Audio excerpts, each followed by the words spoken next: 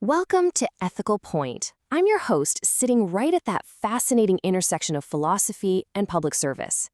Today, we're breaking down a massive shift in UPSC General Studies Paper 4. We're talking about the civil servant acting as an active facilitator, not just a regulator. Now, you might be asking, why does this matter right now? Well, because this isn't just theory. It's literally the blueprint of modern Indian administration. Let's get to work. Okay, here's our roadmap for today's explainer. We'll start by decoding the question, then make the core concepts super simple.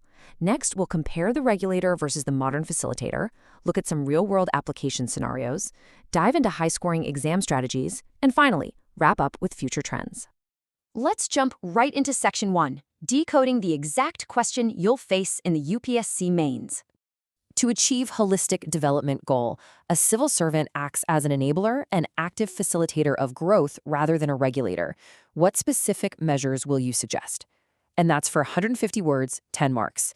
Now, I know what you're thinking. You're looking at that 150-word limit and panicking, right?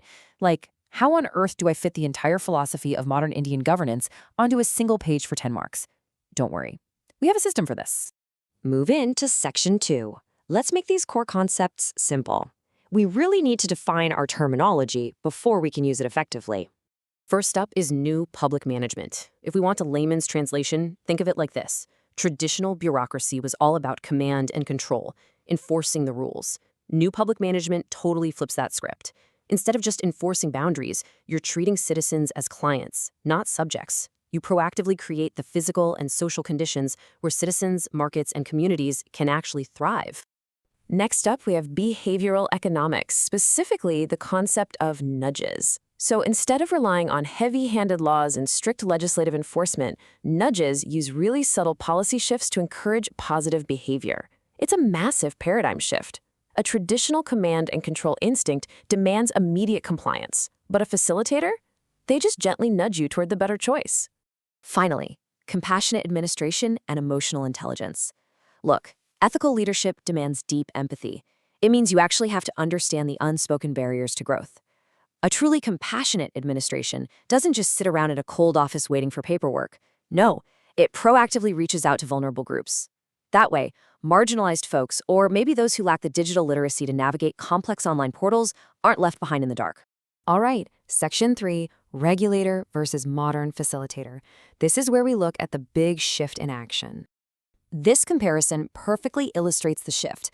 Look at the focus. A regulator obsesses over strict rules, while a facilitator focuses on actual outcomes. Notice how the power dynamics change too. It moves from a top-down authority to empowering the community itself. Communication shifts from just barking one-way instructions to having a genuine two-way dialogue. And the ultimate success metric? It upgrades from merely checking off compliance boxes to seeing a real, tangible improvement in the Human Development Index.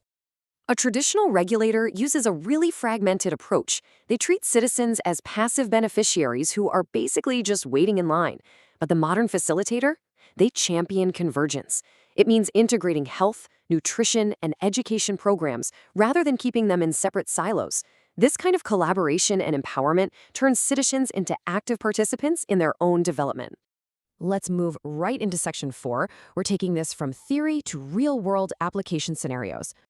Here are your rapid-fire practical measures for the ground. You've got single window clearances for entrepreneurs, which saves thousands of hours of mindless paperwork. Then there's direct benefit transfer, or DBT, for precise data-driven targeting. You're mandating social audits, and you're promoting Jan Bhagidari, that grassroots people's participation. And we can't forget open data initiatives. These are crucial because they allow agile startups and NGOs to innovate solutions that the government honestly just doesn't have the bandwidth to build. But let's be a little skeptical for a second and look at the messy reality. Because let's face it, becoming a facilitator isn't a walk in the park. You are actively fighting entrenched bureaucratic red tape. You're facing local implementation barriers and brutal stakeholder conflicts. That's the real friction of public service. And you have to overcome all of that while ensuring customized interventions for marginalized groups, like women, the elderly, and the disabled, so that true equity is actually achieved. Okay, Section 5. This is the goldmine. High-scoring answer strategies for the mains exam. Here is the exact anatomy of a perfect 150-word answer. Step 1. Always introduce with a standard conceptual definition. Explicitly mention that shift to new public management. Step 2 is your body. please, whatever you do, don't write a massive, unreadable paragraph. Categorize your specific measures into clear buckets like decentralization, technology use, and ethical leadership. And finally, step 3, conclude with a strong, forward-looking vision that is focused entirely on citizen empowerment. Now, in the actual exam hall, the clock is your biggest enemy. High-pressure time management is everything. So use this rapid 3-step procedure. First, immediately decode the core demand of the question. Second, rapidly recall your key ethical terminology. Throw in words like nudges and compassionate administration. And third, this is the absolute secret sauce. Outline your way-forward conclusion proactively in your head before your pen even touches the paper for the introduction. You also need to know what to avoid. Do not fall into these pitfalls. Don't just list facts without linking them to actual outcomes. Remember, holistic development is about quality of life, not the sheer volume of files you processed. Never use a fragmented approach. Never ignore marginalized groups like SC, ST, or the elderly. Always include a focus on environmental sustainability, and absolutely never forget to mention a robust grievance redressal mechanism. Almost done. Section 6, Future Trends, and our final review. Let's lock these governance indicators into your memory right now for rapid recall. Ready? Citizen-centric governance, Junbagidari, convergence of schemes, ease of doing business, data-driven decisions, ethical leadership. These are the absolute core pillars you need to draw upon for any modern public administration question. Based on our trend extrapolator, here are a few potential independent questions and case studies you should practice. Number 1. What are the risks, benefits, and implementation challenges of open data initiatives? Number 2. Evaluate the role of local bodies, NGOs, and self-help groups in driving citizen-centric governance. And number 3. What are the major challenges in transitioning Indian administration from a regulator to an active enabler? If you need that perfect high-impact closing statement for your mains exam, use this quote. By acting as facilitators, civil servants align state capacity with people's aspirations, creating an ecosystem for citizens to participate in achieving holistic development. Think about what that really means.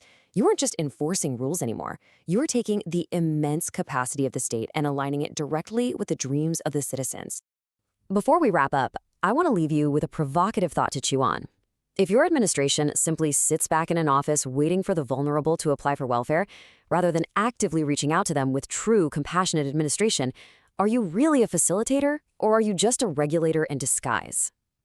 Think deeply about that ethical dilemma. Keep pushing for clarity, and I'll see you in our next explainer.